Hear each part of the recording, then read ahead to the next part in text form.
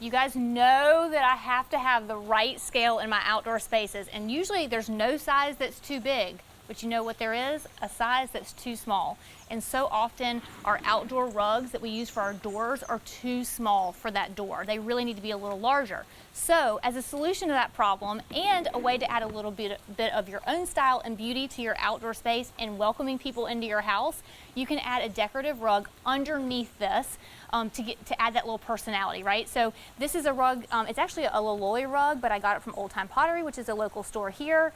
It's like $20. It's a really inexpensive way to add a really nice little oomph to your front door or your back door. We've got them going on at every door in this client's back door space or outdoor patio space.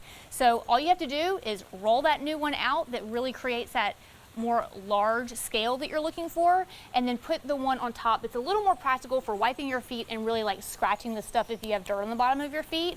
Put it right in the middle, and that's all you have to do. Instantaneous, really beautiful, right scale back door mat.